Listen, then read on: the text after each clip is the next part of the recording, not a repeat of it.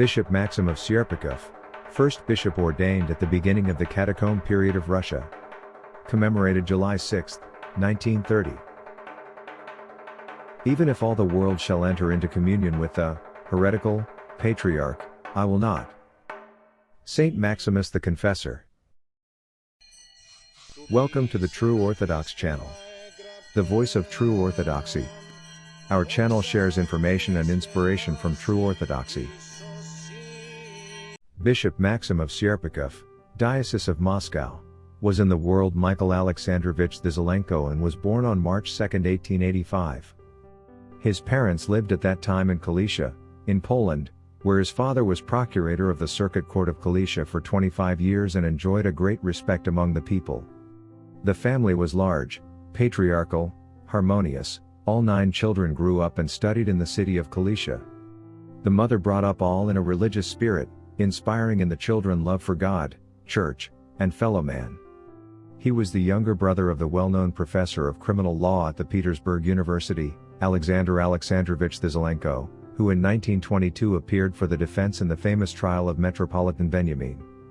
In the words of Vladika Maxim, his brother was not a religious man, and at his appearance at the trial of church figures, he declared at the beginning of his testimony that he was appearing, being an atheist, solely as a representative of the law and a defender of justice. However, when he found out about the secret tonsure of his younger brother, Alexander Alexandrovich came to his quarters and received his blessing. In the words of the widow of A.A. Zelenko, who died soon after his brother's tonsure, this event, secret monasticism and episcopacy, produced a tremendous impression on him and, while dying, he said in delirium, "They say that there is no God, but he does exist after all." After finishing preparatory school, Michael Alexandrovich entered Moscow University in the Department of Medicine. This surprised his relatives because his father and 3 brothers were lawyers. This was approximately in 1908.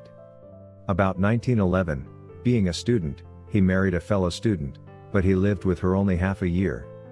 Having gone to her parents in the city of Isk, she died there, being unable to bear her first pregnancy. The couple desired in no way to terminate this pregnancy artificially, even though both knew that the girl was in danger of death. Vladika called his deceased wife a righteous one. At that same time, he too was very ill and underwent an operation for appendicitis, and was so bad that people were afraid to tell him of the death of his wife. When he began to recover, great was his grief and despair over this loss. As his sister related, it was just at this time that her brother had a dream that very much affected his later life. He saw his deceased mother, who told him to pray to Saint Panteleimon the healer, whom she had greatly venerated while alive. On the very next day Michael went to the chapel of Saint Panteleimon in Moscow, bought there a small icon of the saint and never parted with it, and prayers to Saint Panteleimon the healer helped him in his later life. He became religious, extraordinarily kind, responsive to the grief of others, and helped the poor. It should also be noted that the Lord gave him great musical talents. He played the piano superbly, himself composed music, and, as a psychiatrist, used music in the treatment of his patients. After completing the university, Michael was a psychiatrist in the Sokolniki district of Moscow. When war broke out in 1914 he became a physician in the Kuban Plastin Battalion and was on the Austrian front. Here he almost died of typhus, having become infected by sick Austrian prisoners. For a short time, he was a professor of psychiatry at a provincial university and then became a practicing physician-therapist. For the next several years he was the chief physician of the Taganka prison in Moscow. In 1921 his sister in Belgrade received the only and last letter from her brother. In this letter, which began with the sign of the cross, he wrote that we are all sinful in the misfortunes that have come upon us, that we must pray to the Lord and beg his forgiveness and help. Only a year or 2 later did another letter come from friends, in which in a disguised manner it was said that Michael had received the priesthood without leaving his first position, i.e., of the prison doctor. Thus he became both a spiritual and bodily physician. For the time being the enemies had not found this out. Later she was likewise informed that he had been sent for 3 years to one of the northern resorts, i.e., prison camps. The physician of the prison hospital was known by all those confined in this fearsome prison, which was overfilled beyond all measure primarily with criminals, but to a significant degree also with political prisoners, They well knew and remembered him who had long been known as the guardian angel of this prison. In his difficult post, he was not only a physician but also a great master of the heart, a comforter, and a father. Before him, a physician, not infrequently as before a priest, the most inveterate and incorrigible criminals confessed, finding for themselves not only comfort but often also a return to an honest life.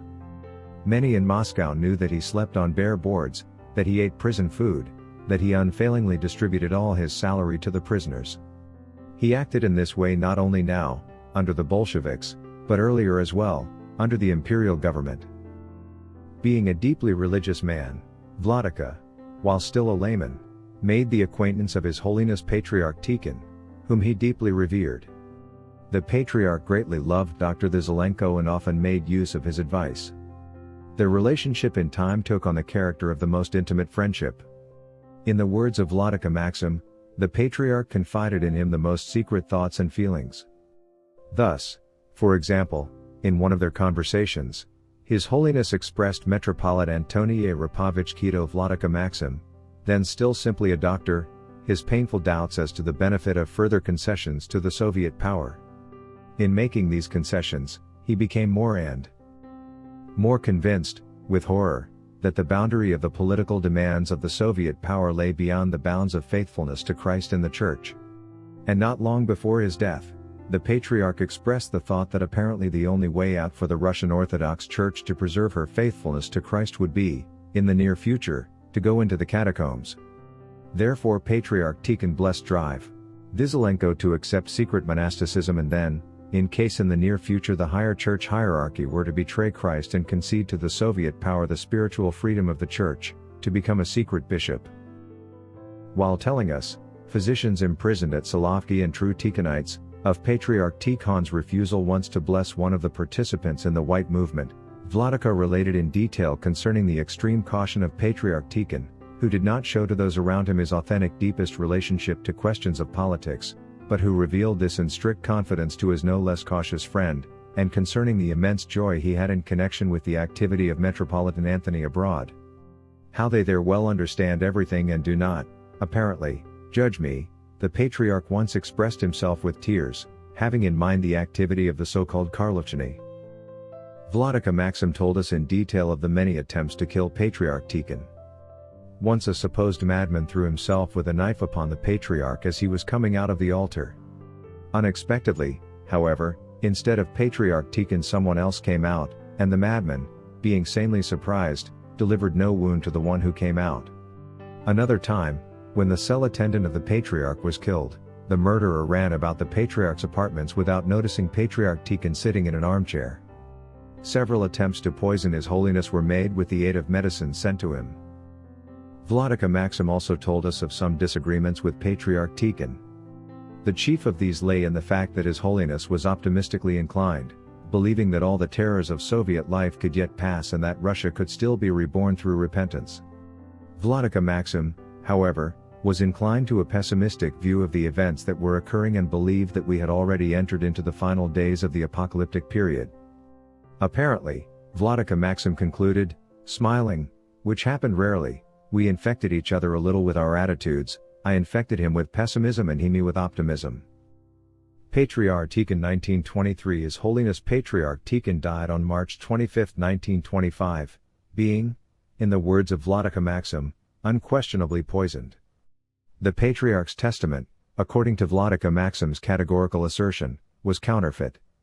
At the same time, he cited the authoritative opinion on this question of his brother, a professor of criminal law. Michael Alexandrovich fulfilled the will of the late Patriarch Tikhon, and in 1927, when Metropolitan Sergius published his well-known declaration, he received a secret tonsure with the name Maxim and became the first secret catacomb bishop. When the new illegal bishop appeared secretly in Serpukhov, having been consecrated in Petrograd by the rebellious and suspended Bishop Dmitry, of Dov, who then, in succession from Metropolitan Joseph, headed the whole of the opposition to Metropolitan Sergius, and when the faithful of Moscow recognized in the person of the new bishop the doctor of Taganka, this event produced a great impression. In Serpukhov in a very short time, all 18 parishes went over to the new bishop, i.e., to the opposition. In neighboring Kolomna, the same thing happened. In Svenigorod, Volokholamsk, Pereyaslav-Zadotsky, and other cities a significant number of the parishes followed the example of Serpukhov. Of great interest is the following document, a declaration sent to Metropolitan Sergius by the clergy and laity of Serpukhov on December 30, 1927, which one must presume to have been written not without the influence, editing, or even authorship of Bishop Maxim. In the name of the Father and the Son and the Holy Spirit. Amen. Finding it no longer possible to remain on that slippery and ambiguous path on which you, by your declaration and decrees, have placed the entire Orthodox Church, and submitting to the voice of conscience and duty before God and the faithful, we the undersigned break off canonical and prayerful communion with you and the so-called Patriarchal Synod and refuse to acknowledge you as deputy of the locum tenens of the Patriarchal See, for the following reasons. 1. Your declaration of July 16, your ukase of October 20, and everything that is known of your direction of the Church, manifestly speaks of the fact that you have placed the Church in dependence on the civil authority and have deprived her of inner freedom and independence, thereby also violating Church canons and going against the decrees of the civil authority. 2.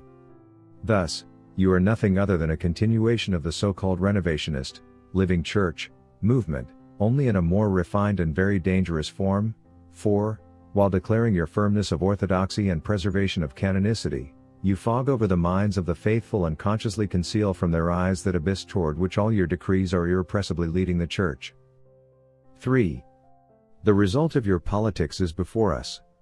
The faithful of the city of Serpukhov, disturbed by your decrees, are seized by a most powerful alarm and perplexity over the destiny of the Holy Orthodox Church.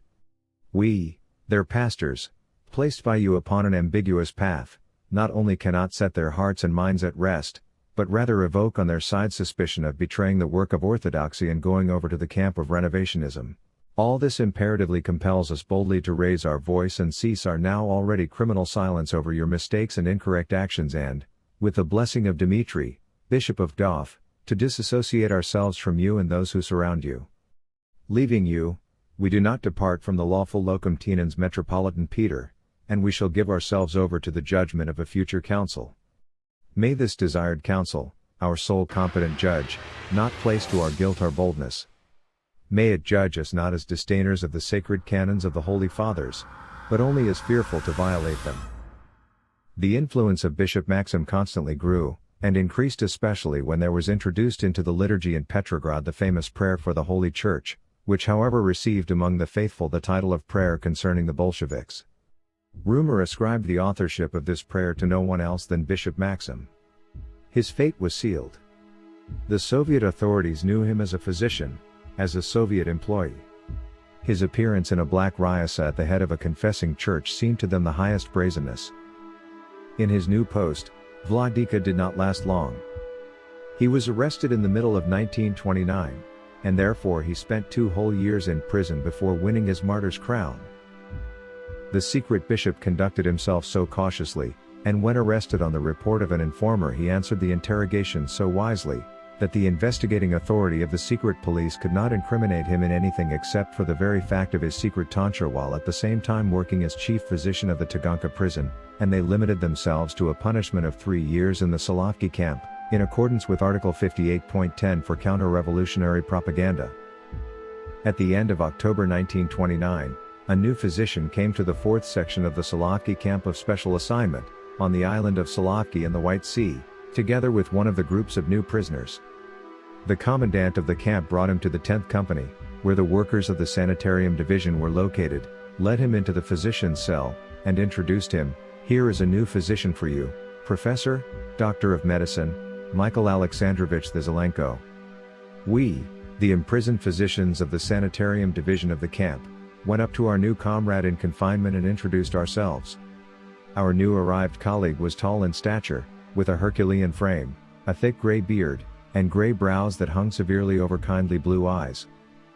A week before the arrival of Dr. Zelenko, we were informed by our friends in the office of the sanitarium division that the newly expected physician was not an ordinary man, but was imprisoned with a special secret dossier and was in a special position, under special surveillance, and that he might not even be allowed to work as a physician but would be transferred to the special 14th company, the so-called company of the interdicted, who are prohibited from working in their specialty and must spend the entire duration of their confinement in the so-called general heavy physical labor.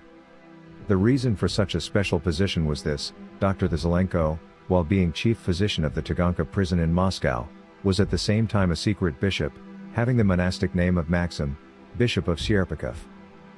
After an exchange of opinions on general questions, all three of us physicians told the newly arrived one that we knew his past, the reason for his arrest and confinement in Solovki, and we went up to him for his blessing.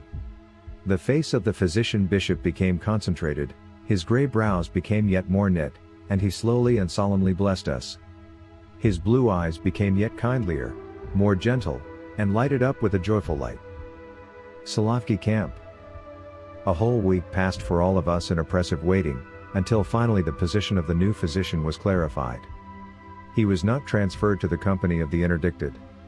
The head of the whole sanitarium division of the Solovki camps, Drive, V.I. Yakonatov, a former criminal prisoner, who after the expiration of his term remained to serve as physician to the political police, even wished to assign Dr. Zelenko, as an experienced physician, as the chief of the sanitarium division of the 4th section, for the whole island of Solovki, but this was opposed by the chief of the information interrogation section, the most terrible section in the camps, on which the fate and life of all prisoners entirely depended.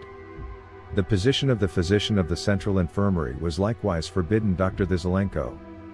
And so this experienced, mature physician was assigned to be in charge of one of the typhoid barracks and subordinated to a younger physician who had administrative authority.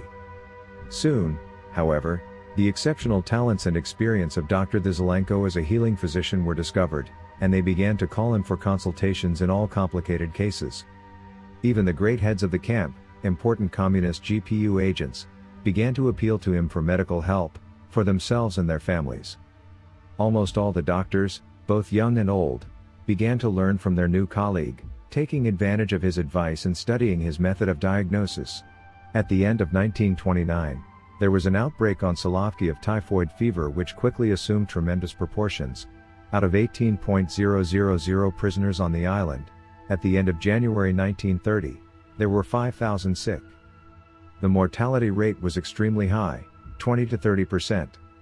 And only in the section where Dr. Zelenko was in charge did the mortality rate not exceed 8 to 10%. The physician bishop examined each new sick person in great detail, and the first entry in the history of his disease was always enormous. Besides the basic diagnosis of the main disease, the doctor always wrote diagnoses of all accompanying diseases and gave a detailed conclusion on the condition of every organ. His diagnoses were always precise and flawless, as was confirmed in autopsies of the dead. There was never observed the slightest discrepancy between his clinical diagnosis and the pathologico-anatomical report. His medical prescriptions, for the most part, were few, but often to the basic medication would be joined some additional ones, the role of which was not always clear even to the physicians. In serious and, from the medical point of view, hopeless cases, he sometimes prescribed a very complicated treatment, which he strictly required to be undeviatingly carried out, despite the fact that various medicines had to be given every hour for days at a time. Having once carefully examined a sick man and made a medical prescription for him, on his next round Dr. Zelenko, it seemed, paid little attention to him and stopped at his bed no more than a minute, feeling his pulse and looking him intensely in the eyes. Most of the sick people did not like this, and there were many complaints of the doctor's negligence. Once Dr. Zelenko was even called on this account to explain himself to the head of the sanitarium division. In his justification, the physician bishop indicated the statistics on the mortality rate of the section entrusted to him, extremely low compared to the other section and all the other physicians, and the exactness of his diagnoses. While negligently making the rounds of the sick, he would sometimes stop before some bed and carefully, as at his first round, examine the patient anew, changing his prescription. This always meant that there had occurred a serious worsening of the patient's condition, about which the patient himself had not yet complained. The sick died always in his arms. It seemed that the moment of death's approach was always known exactly to him. Even at night, he would come suddenly into his section to a dying man some few minutes before death. He closed the eyes of every dead man, folded his arms on his chest in the form of a cross, and stood in silence, without moving, for several minutes. Apparently, he would pray. In less than a year we, all his colleagues, came to understand that he was not only a remarkable physician but also a great man of prayer. In personal contacts, the physician bishop, whom we all, in our doctor's cell called Vladika, was very reserved, rather dry, at times even severe, closed within himself, taciturn, untalkative to an extreme. Concerning himself, he preferred to say nothing. The topics of his conversation always concerned either the sick or, in the circle of those persons who were very near to him spiritually, the situation of the church. The arrival of Vladika Maxim at Solovki produced a great change in the attitude of the clergy who were imprisoned. At this time, in the fourth section of the Solovki camps, i.e., on the very island of Solovki, among the imprisoned bishops and priests, there was observed the same schism that occurred in freedom after the well-known declaration of Martyrdom. Sergius, one part of the episcopate and the secular clergy, completely broke off all communion with Metra. Sergius, remaining faithful to the unwavering position of Metropolitans Peter, Cyril, Agaphangel, and Joseph, Archbishops Seraphim of Uglich and many others who witnessed their faithfulness to Christ and the Church by confession and martyrdom. Another part, however, became Sergianists, who accepted the so-called new church politics of Metra. Sergius, who founded the Soviet Church and produced a neo-renovationist schism. If among the prisoners who arrived at Solovki before the publication of the declaration of Metra Sergius, first the majority were Sergianists, among the new prisoners, those who came after the declaration, on the contrary, there prevailed the so-called Josephites, named after Metra Joseph, around whom for the most part the unwavering and faithful children of the Church grouped themselves. With the arrival of new prisoners, the number of the latter increased more and more. Just before the arrival of Vladika Maxim, on Solovki there were the following Josephite bishops: B.P. Viktor Glazovsky, the first to come forward with an accusatory epistle against the declaration of Metra Sergius, B.P. Hilarion, vicar of Smolensk, and B.P. Nektary Travinsky. To the Sergianists belonged Arch. Anthony of Mariupol and B.P. Joseph, Prince Serpukhov. Less violent, but nonetheless a Sergianist, was Arch. Hilarion Troitsky, who had condemned the declaration of Metra Sergius but had not broken off communion with him, as the canonically correct first hierarch of the Russian Church. The arrival of Vladika Maxim tremendously increased the influence, which already prevailed before that, of the Josephites. When, after the harshest interdictions imposed by Metra Sergius upon the disobedient, these latter began to be arrested and shot, then the true Orthodox Russian Church began to go into the catacombs. Metropolitan Sergius and all the Sergianists categorically denied the existence of a catacomb church. The Sergianists at Solovki, of course, likewise did not believe in its existence. And suddenly, a living witness, the first catacomb bishop, Maxim of Serpukhov, arrived in Solovki. Archbishop Hilarion Troitsky was soon taken away somewhere from Solovki, and together with him the Sergianist attitude also vanished in many. Only Archbishop Anthony and, especially, Bishop Iosif Serpukhov, remained persistent Sergianists. They did not wish even to meet and converse with B.P. Maxim. On the other hand, B.P.S. Viktor, Hilarion, of Smolensk, and Nektary rather quickly found the possibility not only to meet but also to concelebrate with Vladika Maxim in secret catacomb services in the depths of the forests of Solovki. As for the Sergianists, they conducted themselves with extreme caution and never organized any kind of secret services. In return, the camp authority likewise treated them more condescendingly than the bishops, priests, and laity, of whom it was known that they did not recognize either Metropolitan Sergius or the Soviet Church.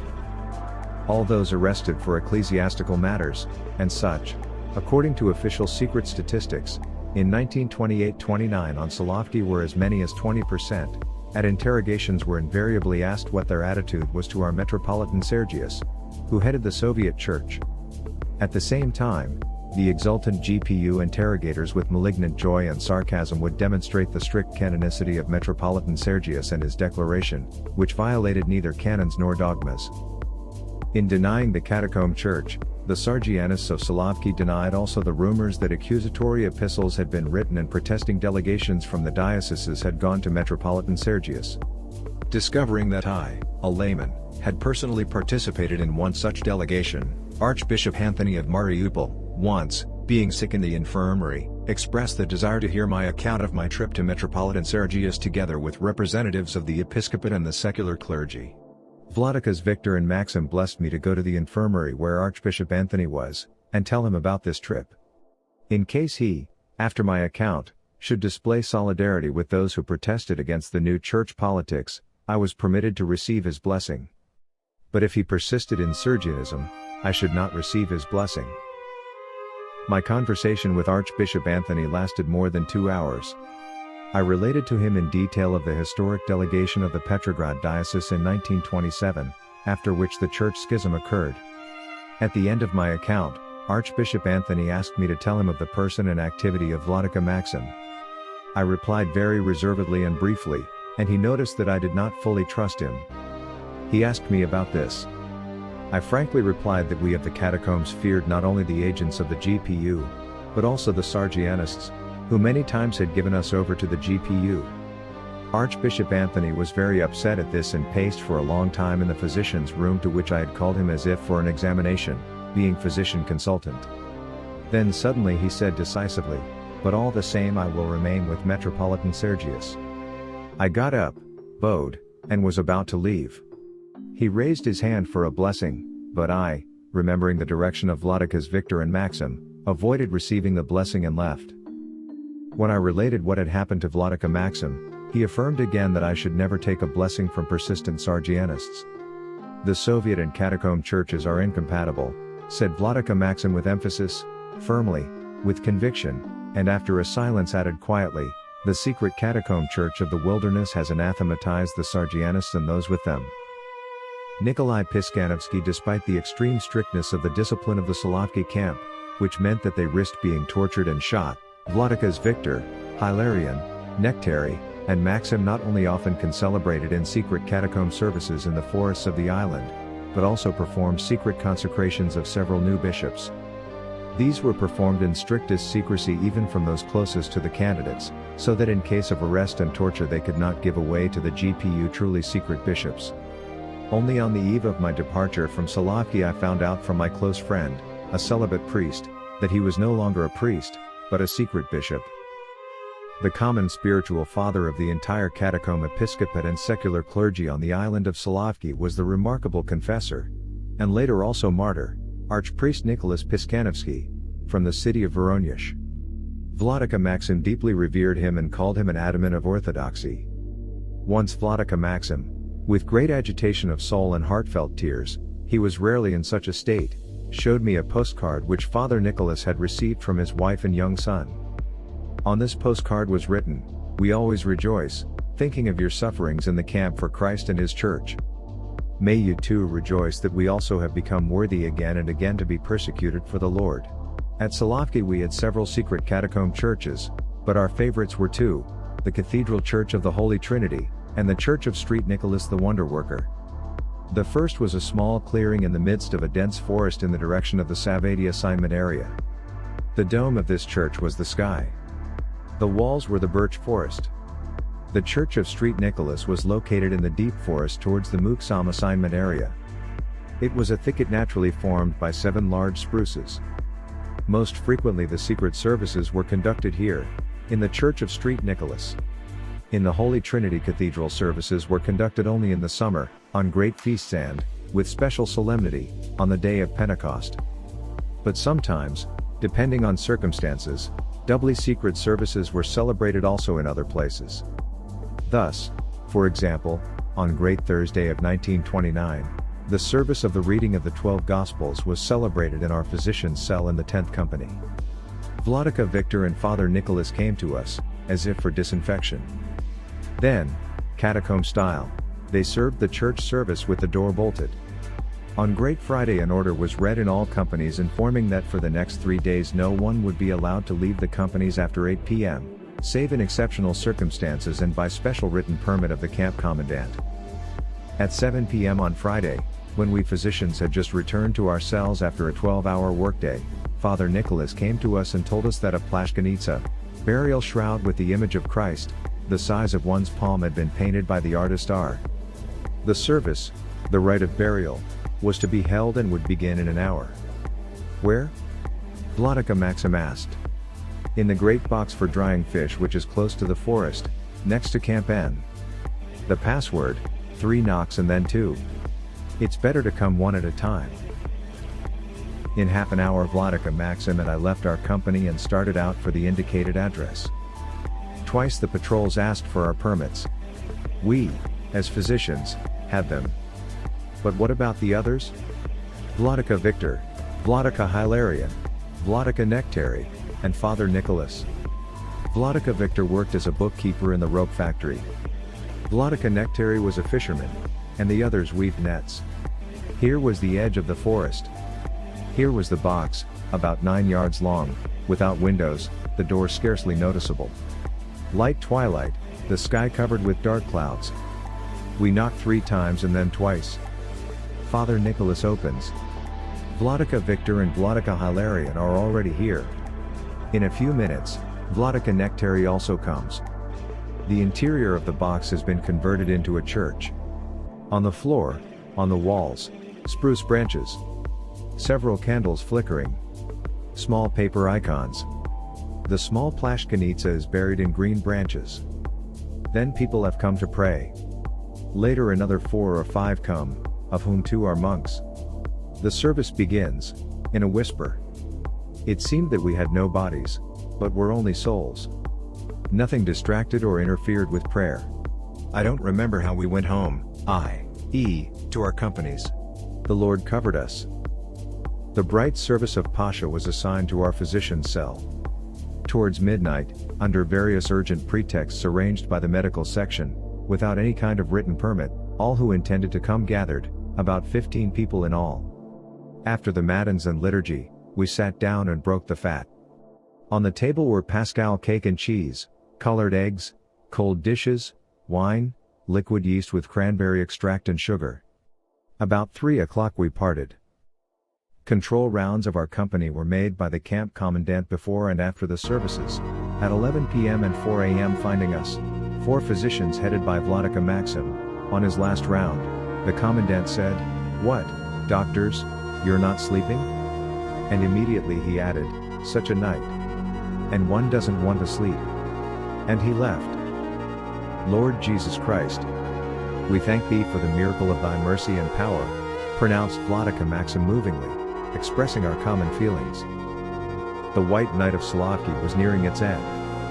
The delicate, rose-colored Pascal morning of Solovki, the sun playing for joy, greeted the monastery concentration camp, converting it into the invisible city of Kitezh and filling our free souls with a quiet, unearthly joy. Many years have passed since that time, but the fragrant remembrance of this delicate Pascal morning is unforgettably alive. It was literally only yesterday. And the heart believes that among us then was a saint. Vladika Maxim was especially friendly with Vladika Victor, who was the complete opposite of the bishop-physician. Vladika Victor was short of stature, stout, full of joy, open, accessible, friendly to all, talkative. One must comfort every man with something, he said, and everyone he met he knew how to comfort, to make happy, to evoke a smile from him. He came often and conversed long with Vladika Maxim on the destiny of the Russian Orthodox Church. Being an optimist, he constantly tried to infect Vladika Maxim with his faith in Russia's bright future, but the latter remained a pessimist, or as he defined himself in the words of K. Leontiev, an optimistic pessimist. The tragic end of world history draws near, and therefore, according to the word of the Lord, one must bow one's head in expectation of the certain triumph of Christ's truth. On January 21, February 3, 1930, on the feast of St. Maximus the Confessor, Vladika Maxim's name's day, we physicians got together and bought in our camp store an immense pontifical porcelain teacup, of exceedingly fine workmanship, and solemnly presented it as a gift to our dear Vladika. Vladika ate little, but he loved to drink tea. The gift was a great success.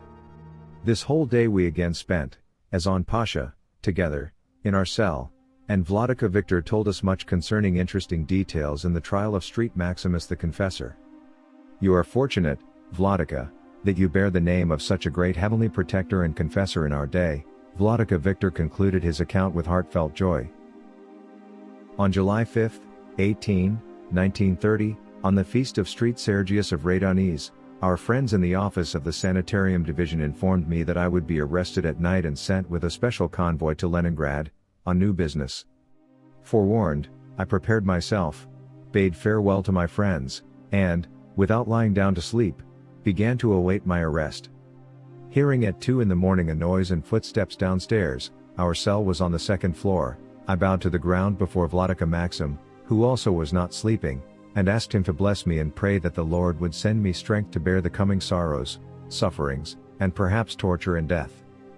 Vladika stood up, drew himself up in all his Herculean stature, it seemed to me that he had grown and become enormous, slowly blessed me, kissed me 3 times, and said with emotion, "You will have many sorrows and heavy trials, but your life will be preserved, and in the end you will go out into freedom. But as for me, in a few months, they will arrest me also and shoot me. And you too pray for me, while I am alive, and especially after my death." Vladika Maxim's prediction was fulfilled precisely. In December of 1930, he was arrested and taken to Moscow. The Russian press abroad in 1931 printed the following notice: Vatican, November 30. Only today the Vatican Commission pro-Russia received news of the death of Maxim, Orthodox Bishop of Serpukhov. Bishop Maxim was shot on July 6 by the Bolsheviks for refusing to recognize Metropolitan Sergius, who as is known has been reconciled to the Soviet authority. Grant rest, O Lord, with the saints, to the soul of thy slave Maxim, first catacomb bishop of the long-suffering Russian Orthodox Church. Don't miss out. Hit the subscribe button and turn on notifications.